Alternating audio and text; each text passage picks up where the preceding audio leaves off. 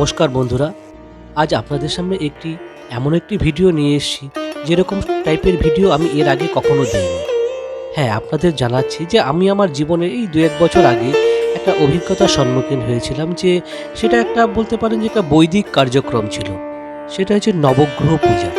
তো নবগ্রহ পূজাটা ঠিক কী, কেমনভাবে হয়, বা তার যে সামনে থেকে যে আমি অভিজ্ঞতা লাভ করেছিলাম, বা সেই ব্যাপারগুলো নিয়ে আপনাদের সাথে একটু আলোচনা করব।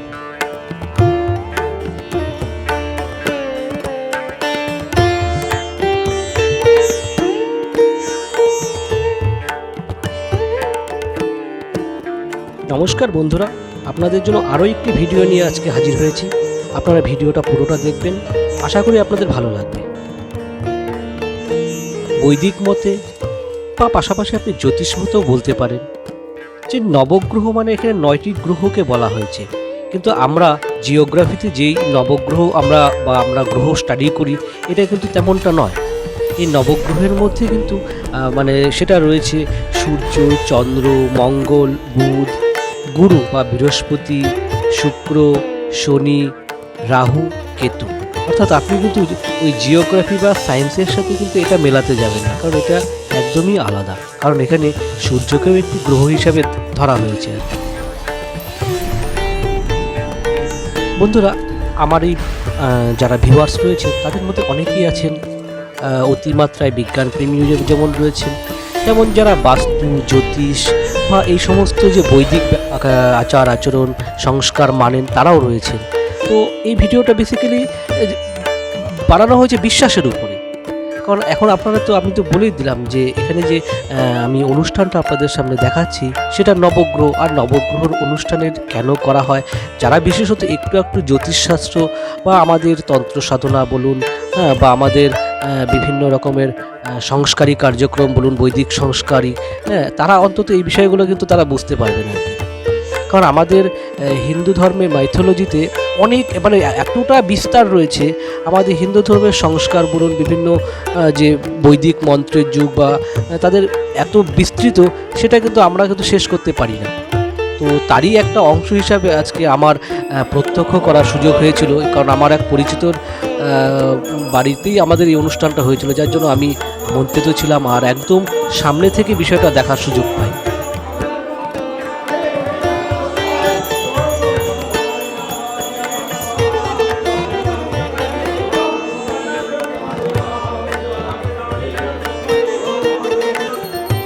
তাহলে বন্ধুরা, যেটা বলছিলাম যে এই অনুষ্ঠানটা আমি অংশগ্রহণ করার পর এই বিষয়টাকে নিয়েও আমার একটু পড়াশোনা করার একটু আগ্রহ তৈরি হয়েছিল। তো সেখানে পড়াশোনা করতে গিয়ে আমি যতটুকু জানতে পেরেছিলাম সেটা হচ্ছে ভারতীয় যে সমাজ ব্যবস্থা রয়েছে, সেই সমাজ ব্যবস্থার অন্যতম অঙ্গ হলো ভারতীয় বৈদিক আচার, হিন্দু জ্যোতিষশাস্ত্র, বাস্তুবিজ্ঞান বা বাস্তুশাস্ত্র, কুণ্ডলিনী জাগরণ ইত্যাদি সব। মনে হয় যে ভারতীয় সমাজ সভ্যতা সংস্কার এই যে দীর্ঘ প্রায় 5,000 বছরের উপর সময়কাল ধরে যে আমাদের এই সমাজ ব্যবস্থা টিকে রয়েছে, তার যে বিরাট পরিমাণ একটা শক্তি তাদের মধ্যে একটা পরম্পরাগতভাবে চলে এসেছে, সেটা আমার মধ্যে একটা কৌতূহল তৈরি করে। যে এই যে কুণ্ডলিনী জাগরণ সংক্রান্ত যে ব্যাপারগুলো রয়েছে সেই সংক্রান্ত ব্যাপার নিয়ে।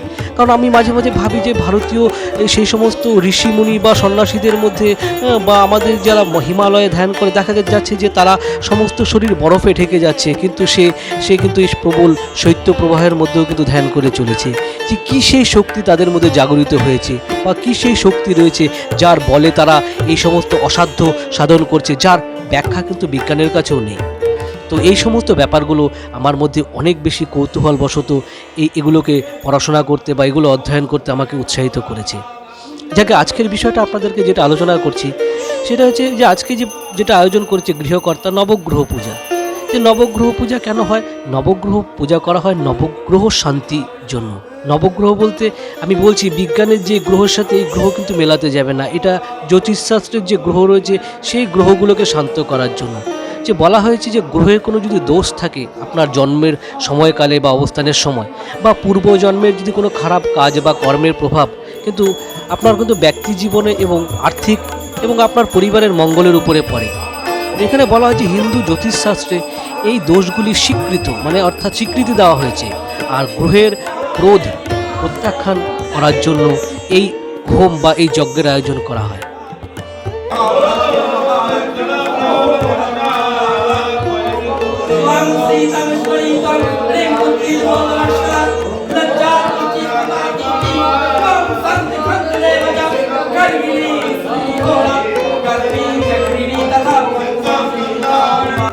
নবগ্রহ শান্তি বা নবগ্রহ হোম এই এর মাধ্যম দিয়ে কি করা হয়, যে সমস্ত ক্ষতিকারক গ্রহগুলো রয়েছে তাদেরকে শান্ত করা হয়, আর যে সমস্ত গ্রহগুলো আপনার জীবনে প্রভাব বিস্তার করছে বা আপনার জন্য শক্তিশালী, সেগুলোকে সমস্ত বাধা দূর করে সেগুলো শক্তিশালী করা হয়।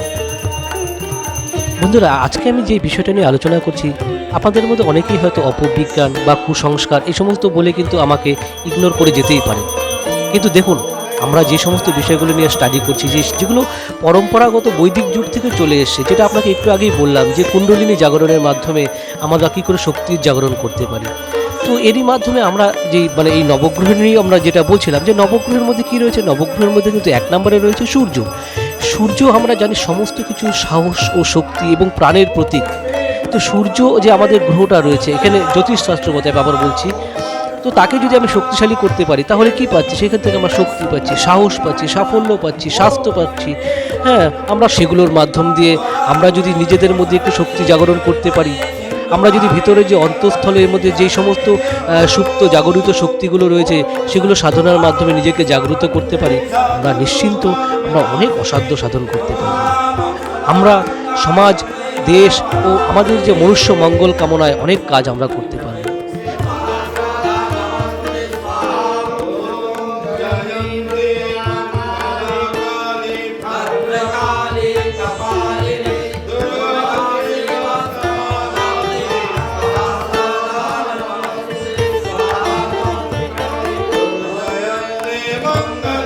তবে বন্ধুরা, আমি এতদিন যা পড়াশোনা করেছি এই বিষয় নিয়ে পরপর কয়েকটা ভিডিও আপনাদের সামনে আমি বের করব, যে মহামূল্যবান রত্ন ধারণ না করেও কি করে শুধুমাত্র আপনার যে মানব সংস্কৃতি, নৈতিকতা শিক্ষার মাধ্যমে আপনি এগুলোর থেকে আপনার সমস্ত গ্রহের অশুভ প্রভাব থেকে সুফল পেতে পারেন, শুধুমাত্র মানবীয় গুণাবলী বিকাশের মাধ্যমে।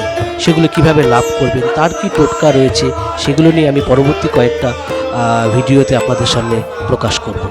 ধন্যবাদ, আজকে এতটুকুই থাকলো, আপনারা দেখতে থাকুন।